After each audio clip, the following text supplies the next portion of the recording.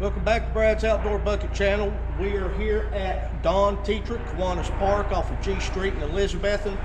This morning we're going to be testing a Forager drone from Bass Pro Shop. So if you've thought about adding one of these drones to your fishing arsenal, stick around and don't go anywhere, and we'll be right back with you.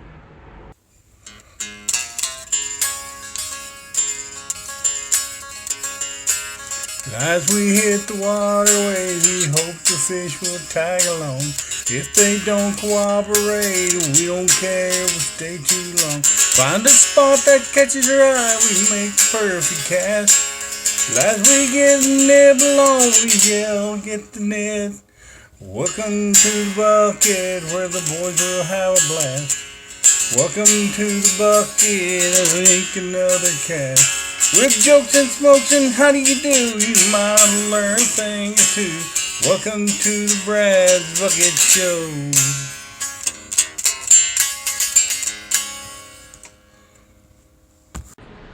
Alright, welcome back. As I said, we're going to be doing a drone test this morning. Now, Chris's mother, lovingly called Nana, she's her biggest fan. She got from me and him for Christmas a drone that we're going to add to her fishing arsenal. And we're going to put it through its paces today, see if it lives up to, what it's supposed to be. Now, the last week and a half, we've been both been researching, doing a lot of research on drones. Neither one of us have ever used one of these things before.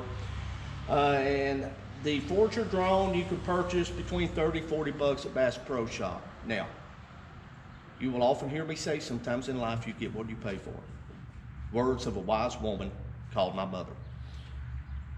But so far, except for the follow me technology, this has a lot of the same functions that other drones have. There's two ways you can operate this drone. You can operate it by joystick or by an app on your phone. I have found that the app on the phone gives you more flexibility and more options than the remote can. However, I've also found that by trying to control it on your phone, the joystick side, if you're not really careful and you go to power it up and take off, your thumb may slide slightly to the right or to the left, which will put it in a spin, thus changing your direction, of course. Also, on the phone is where the auto hover option is. You do not have auto hover on, or auto altitude, they call it, or altitude hold on the remote. It's only on the phone app. So we're going to be going through both of those today. And who is the two-way communication brought to you by? Yoda, Baby Yoda. Baby Yoda. So we're going to have two-way communication because it is a pretty big lot we're going to be testing this in. So just real quick, the tech specs on this thing's got a 600-foot range. It's 3.3 meters, which ends up, if you do the math, I forgot how many meters it said, but there's 3.3 meters in a foot. So I'm not from Britain, and I live in the United States. So on this side of the pond, we like feet. Use a ruler. And miles, not kilometers, and inches, not millimeters. Yeah, we're simple that way, okay? So 600-foot range. Run time, it says approximately 8 hours. However, no, 8 minutes. I wish. Run time's 8 minutes, but it can be 6. There's 3 different speed options on here: 30%, 60%, and 100%. Naturally, the faster, the more drain on the battery. This is a 3.7 volt, 300 mAh battery in this drone, and that's why we only have a run time of 6 to 8 minutes. So for today, to extend the run time, because I don't have a spare battery, we only have one, we're going to keep it in the 30% range, so it's slow and we get a little bit extra juice out of it. I do, however, have a 3000 mAh battery that will be at my residence by February 5th. By increasing the mAh to 3000, we have hopes of being able to have a run time of around 20 minutes, but we'll see. If not, at least we got a spare battery. So, taking this thing out of the box real quick, by the way, I'm going to show you a drone hack. This box is an excellent case to keep it in. It's a heavy duty, it is a sturdy cardboard box. Now, if you open this box up, you're going to see in it the drone, the controller, It comes with a little screwdriver that you're gonna need to swap out the props and take the battery cover back off the remote. It comes with the charger. It is a plug-in type. Now, if you're worried about, well, if I'm out in the boat, how am I gonna charge this? I've had a little something in my Jeep since I bought my Jeep. I only used it once, and I'm glad I held on to it. This is made by Powerline. It can plug into an auxiliary port. You can plug in standard plug-in. You can use USBs, and it even has another port for other auxiliary options, because I have a pigtail splice where I can plug in and come off with 2 other auxiliary ports also. All of these will be in the description below. Yep. So that's what we're looking at. Now here's a hat. If you'll notice, when you get this drone and you first unpack it, the blade guards are not on there. They simply just press on. And the more you take something off and put it back on, the more apt it is to finally break and wear out and start falling off. So what I did to accommodate this is I cut the edges off of here. So now it accommodates the guards. And you don't have to take them off anymore. You can still put everything in its carrying case. The controller, do not make the mistake I did and try to fly this thing with the protective knobs on. I thought this was part of the controller, and I couldn't get it to fully turn off. These slide off. They protect your controller. So make sure you take these off, but put them back on when you're done before you box it away. Another good piece about this is designed to hold your phone. It secures to your antenna, and by just leaving it on there, you don't have to take it off. The case is still closed, so you don't have to take that thing off and on and mess with those little screws. But it's got a pretty sturdy spring clip in it. It holds your phone well. Does that require batteries, Brad? Yes, it does. This thing requires 4 AA batteries. The drone, of course, has its own battery. And don't worry, even if you have a Monet or a card holder on the back of your phone, the design of this clip, it's awesome. The way it cuts up and the way the edges are, grab on to your phone really well. And you do not have to worry about it coming off. So, I mean, it's a great feature. So, with that being said, we're gonna go out here and we're get ready to fire this thing up and see what it'll do. Thank you, Nana. Thanks, Nana. All right, so first thing you're gonna do is you're gonna turn this the remote on. Then you're gonna turn the drone on. And those lights are gonna go from blinking really fast to blinking slow. To sync it, you push the throttle all the way up, pull it down, you hear that beat, now the lights are solid, it's active and it's ready to roll. Now the next step is you got to get the geo down, the auto tuning. So to do that, you take both joysticks, go down, well, you turn it on as high power as you got, 100%. 30% is 1 beep, 60% is 2 beeps, 100% is 3. So that's 60%. Now you had 100%, both down, lights are blinking, lights stop blinking. Now it's auto-tuned. So, like I said, first we're gonna see how it flies with just the controller.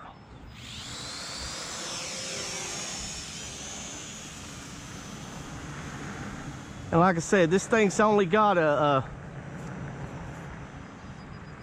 up, and I've already lost juice. Okay, so this, you can definitely tell this is one thing you got to get used to, because without having my phone connected,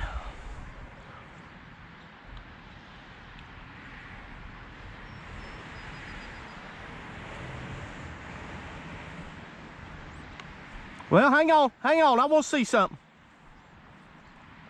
That's good.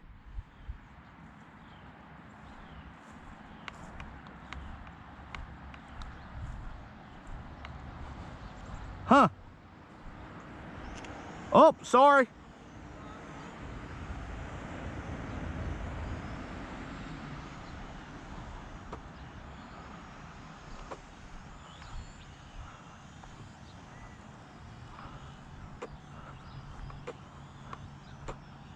I can't figure out which way it's flying. Okay. So here's what we're gonna do. Since we only got so much battery, let's go and turn it off. Then I'm gonna turn the phone on. We're gonna link it up so I can actually see what's going on. Thing does good though, man. I think it's awesome. It's hard to do that, to keep it that level. Well, it is. Okay, so let's sync it.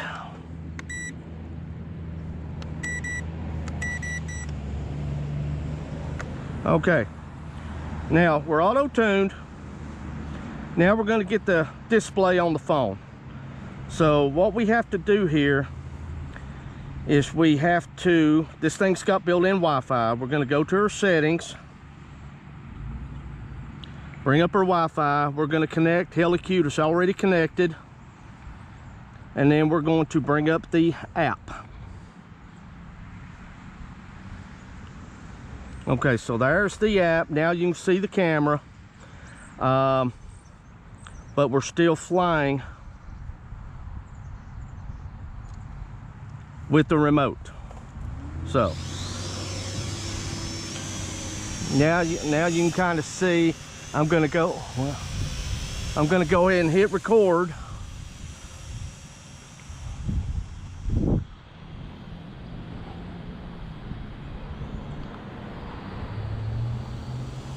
Much better with the phone.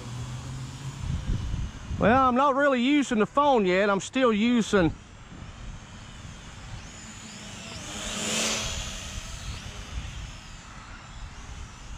now. The red lights is forward.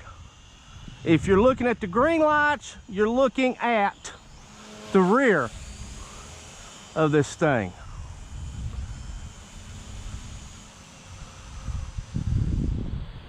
So we're gonna see if we can just kind of, whoop. Hang on, I got it. Okay, you're gonna notice in this video, this is the aerial view of the camera as it's flying around. You'll see that it picked up myself and Chris there on the ground controlling it a few times. We have also learned that you can adjust the angle of the camera head so that it picks up whether it's directly under it, more forward. And it appears that it's more convenient for it to be more forward, as it'll still pick up the ground, but also its flight path.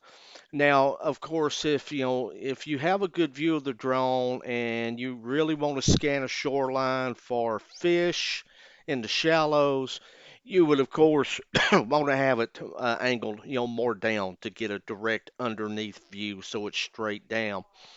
But just for flying and playing purposes, it's best if you can teach yourself to trust the camera, fly with the camera up on the phone, and that way when it starts sort of disappearing from view on you, you'll still have the camera that is picking up what's in front of it. And if you have to, you can stop and sort of scan around, and it will, once you see yourself on the camera, you'll know, okay, how to get it back to you. So that's pretty much it. You know, we're about 70% happy with it at this point, but a lot of the issues was operator error. So, practice does make perfect, especially with the sticks and controlling it, fine tuning it, getting it to hover. It's not something you just hit a button and boom, you start flying.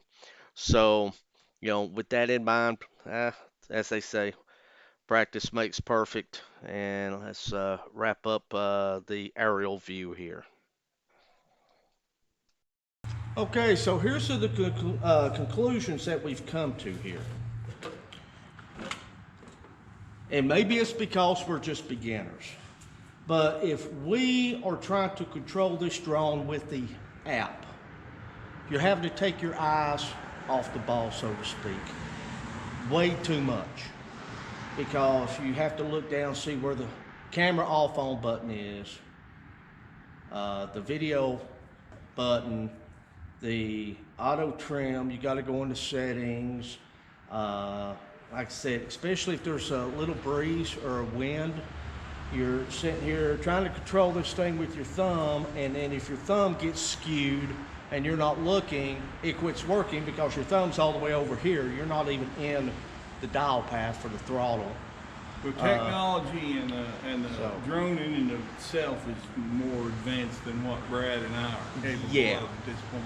So it's not the drone, it is more us. So again, we've got a lot of work to do to understand and to utilize this, but it's definitely something that we can use. Oh yeah, I'll practice a little bit with the app, but at least with the remote, you can feel where everything is once you get used to it. I know this is the throttle.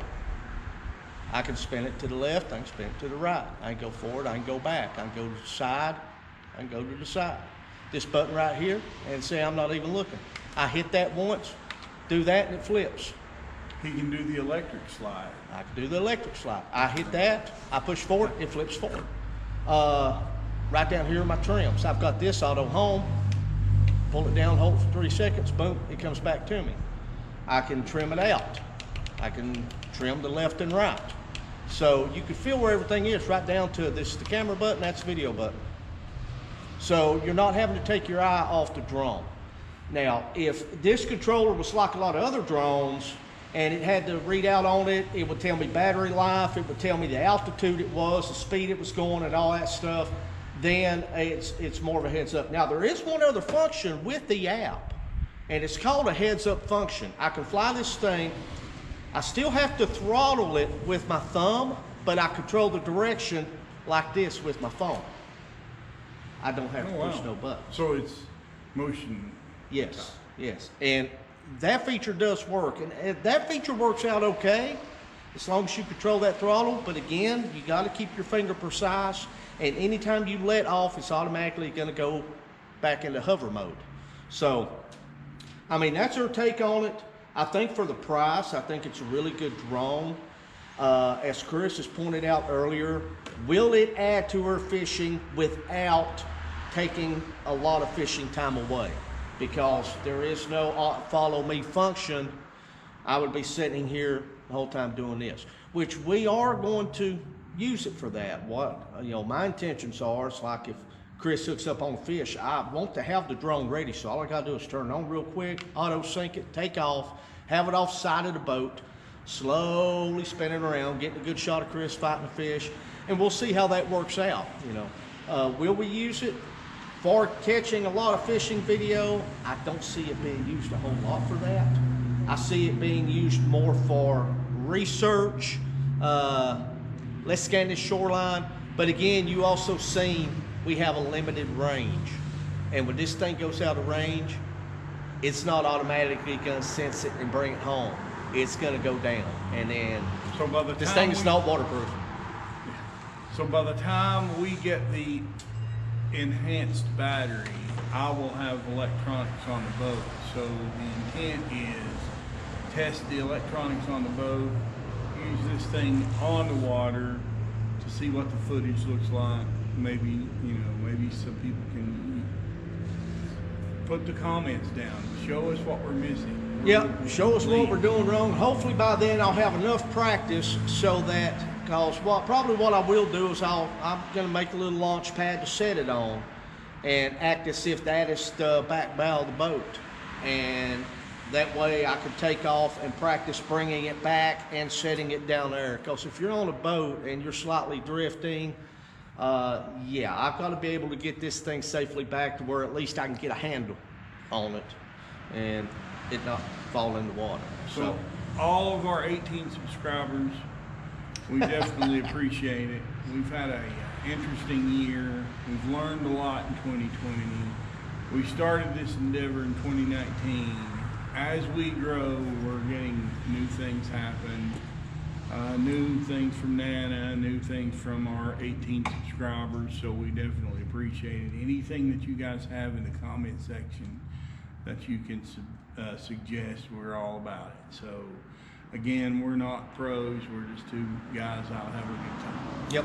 Feel free to subscribe. There's a little animated bass in the bottom corner of this video. Click on it and it'll bring up subscribe. So feel free to click subscribe. Follow us, because you never know what these two old Marines are going to get themselves into. Surprised we ain't got arrested yet.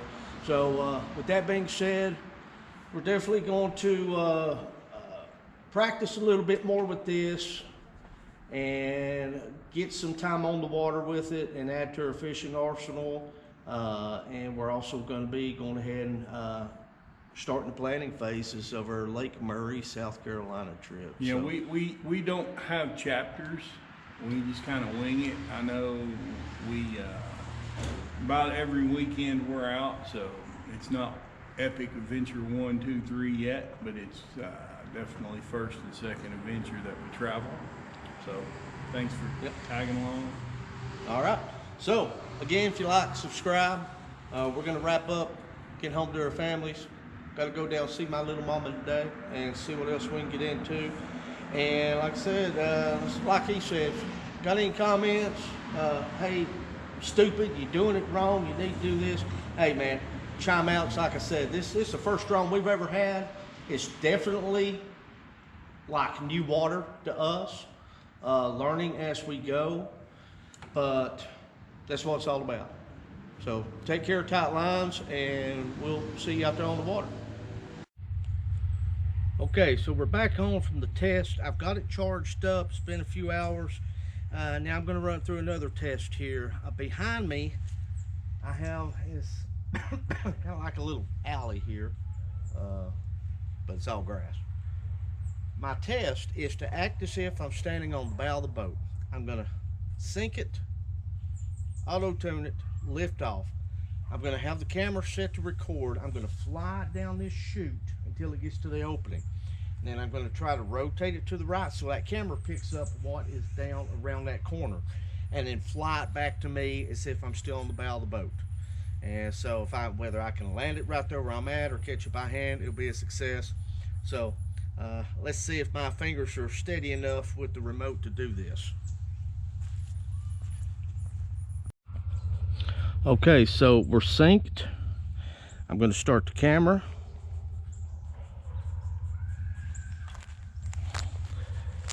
Let's see if we're recording here. I don't see it recording.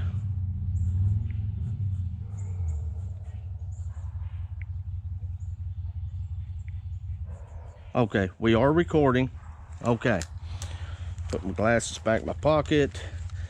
All right, let's test this thing out here.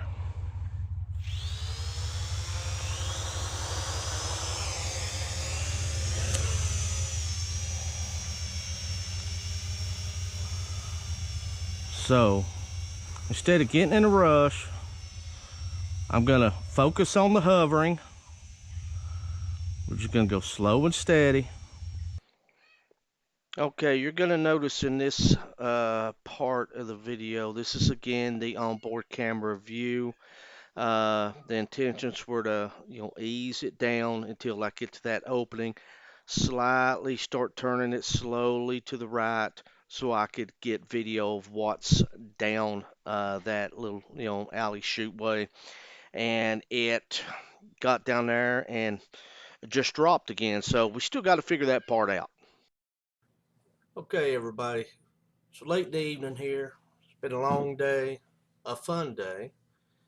We've learned a lot about this drone, and I do believe with practice and training myself to fly by the camera heads-up view on the phone, I think that'll make a big difference. And I'll be working on that some tomorrow. Might get some more video, at least that way, instead of looking at the drone.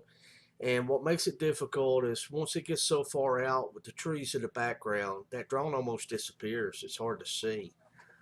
So that's where I'm just going to really have to trust the camera view as far as flying it. Even though it don't tell me what the altitude is, I'll still be able to kind of tell how high up in the air it is with the camera view, as long as that camera's positioned right. So again, Appreciate y'all watching. Shout out again to Nana, Chris's mom, for hooking us up with this drone, and I'm sure we're going to get a lot of use out of it. If not for catching live action video, with hookups and all, I'm sure we'll get a lot of use out of it. Scouting shorelines for bass laid up, and might really come in handy during spawning season. So we'll see. So y'all take care. Tight lines. God bless. I'll see y'all. See you here soon. All right. Bye bye.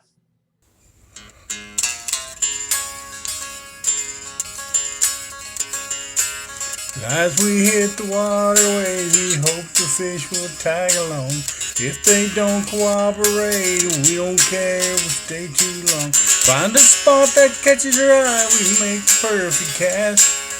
As we get the nibble on, we yell, get the net.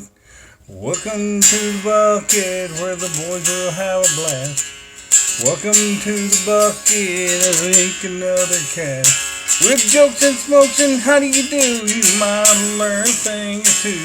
Welcome to the Brad's Bucket Show.